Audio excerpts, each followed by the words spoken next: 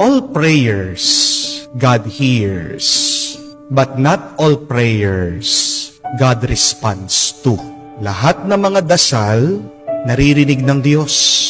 Pero hindi naman lahat ng dasal ay sinasagot ng Diyos. Amen? Ano yung mga dasal na naririnig ng Diyos, pero ayaw niyang sagutin? Una, ang mga dasal na may kataasan ng loob. If you pray with pride, yes, God will hear you, but God will not listen to you. God will not respond to you. Pinapaalala din ng ating Panginoon. Turo niya, huwag tayong magdadasal ng napakarami nating ginagamit na salita. Do not babble like the pagans. Isa sa mga dasal na naririnig ng Diyos pero ayaw na ayaw niyang napapakinggan sa atin ay yung basta't na lang tayo nagsasalita, nagdadasal, pero hindi natin iniintindi, inuunawa, o hindi galing sa puso ang ating sinasabi. Ayaw din ng Diyos pakinggan ang dasal na mga makasalanan. Kung ikaw ay magdadasal sa Diyos, kailangan ang iyong pagdarasal ay mamunga sa pagbabago ng iyong pagkatao. Amen? Because it is written in the letter of Saint Peter that God's ears are close to the prayers of the wicked. Kaya kung dasal ka ng dasal, alam mo, meron kang kasalanan, hindi ka naman nagpapakumbaba, hindi ka naman humihingi ng tawad, walang kabuluhan ang iyong pagdarasal. Your prayers will not reach the ears of God. These are the prayers that God hates to listen to. Meaningless prayers. Proud prayers.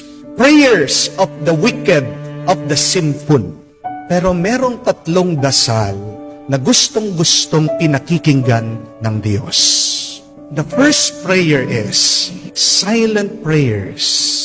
Ang pagdarasal na tahimik lang. Ano ang turo ni Jesus? Sabi niya, kahit na wala kang sabihin, kahit na hindi marami ang iyong pangungusap o salita, alam na agad ng inyong Ama ang inyong kailangan. God sees what is in your heart. God knows what you need. Just remain silent. Dahil sabi nga po, napakaganda ni Saint Mother Teresa, that in silence, God speaks to us. In silence, God speaks to us. And listening is the beginning of prayer. Bakit po kailangan nating tumahimik lang pag tayo ay nagdarasal? Dahil ang gusto lang ng Diyos, yung makasama tayo. Bakit ba tayo ginawa ng Diyos? Kasi gusto ng Diyos na may mahalin. God is love. God is overflowing with love. Anuhin niya yung umaapaw na pagmamahal. Ang pagdarasal ay ang pakikipag-usap natin sa Diyos. Pero minsan, hindi po ba, pag mahal na mahal mong isang tao, kahit na hindi kayo mag-usap, yung manatili lang kayo, magkasama, close, intimate, approximate, sapat na yun. Di po ba? Kayo pong mga matatagal ng mag-asawa. Di ba habang tumatagal kayo, nagkakaintindihan kayo kahit na walang imik, walang salita. Pag tumanda na kayo, tumagal na kayo sa inyong pagsasama, hindi na kayo kailangan magkwentuhan hanggang umaga. Pag matagal na kayo nagsasama, hindi po ba sapat na yung magkasama kayo, nagyayakapan kayo, alam mo, nandyan ang bawat isa para sa Kanya. Yun lang hinihingi ng Diyos sa atin. By being silent, we are present with the Lord. Kaya bago ka magsalita, manatili ka sa Diyos. Tandaan niyo po ito, hindi naman paramihan ng sinasabi pagdating sa pagdarasal. Paramihan ng oras. Gaano ka katagal nagdarasal? How much time do you spend with God? That is what matters to the Lord. Amen? Be silent, be present with God. God loves that prayer. But secondly, God loves genuine prayers, truthful prayers. Ang pagdarasal na totoo, ang hinahanap ng Diyos, pag nagdarasal ka, taos sa puso mo. God loves prayers that are straight from the heart. Amen? Remember how God responds to Elijah. May kwento po sa Biblia, ang ganda, na itong propeta, hinihingi sa Diyos, Lord, patayin mo na lang ako, dahil hirap na hirap ako. Nagpadala po ng anghel, itong Panginoon para iligtas si Elijah. Hinihingi niya, patayin mo na ako, pero niligtas siya. Pero tingnan niyo po, ano ba yung dun sa dasal ni Elijah na narinig ng Diyos? Yung totoo, yung nandun sa puso niya. Wala naman tayong maitatago sa Diyos eh. Kaya nga, isa sa mga pinakamagandang dasal ay yung pagbubukas ng isip natin at ng puso natin sa Diyos. A true prayer is an opening of oneself to God. Tingnan niyo po, mababasa niyo din, di ba? Sa Ebanghelyo, pag umihiyaw, sumisigaw, yung mga tao sa ating Panginoon, nagpapatulong, yun yung naririnig niya. Kaya, tanungin mo yung sarili, totoo ba ako sa aking pagdarasal?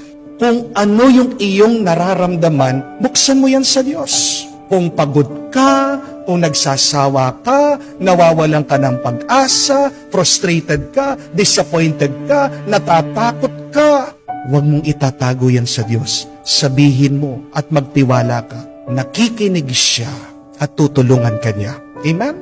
Third and last, God loves also the prayers of the faithful.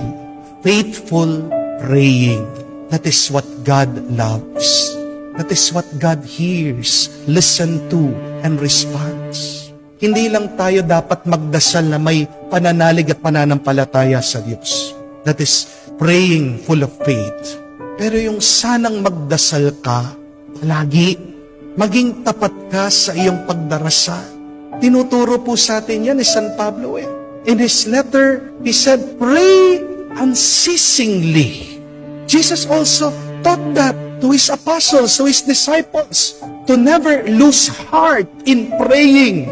Huwag sanang masira ang loob natin sa pananalangin. Kaya nga ang Diyos, binigyan tayo ng halimbawa. Ano po ang ginagawa ng ating Panginoon? Umaga, gabi, nagdarasal.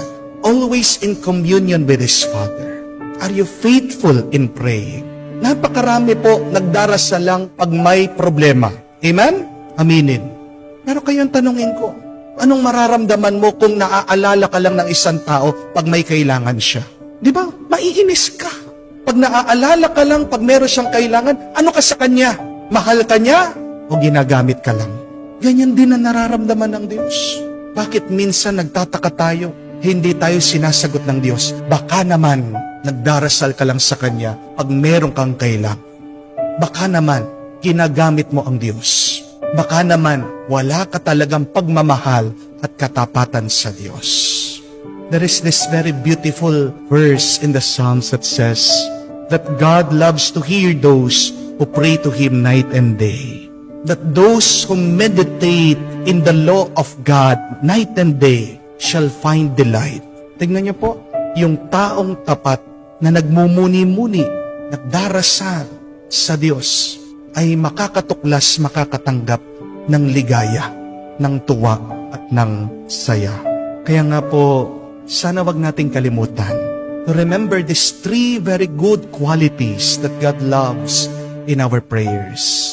Dear friends, when you pray, just be present with God. Be silent. Secondly, be truthful. Maging totoo ka.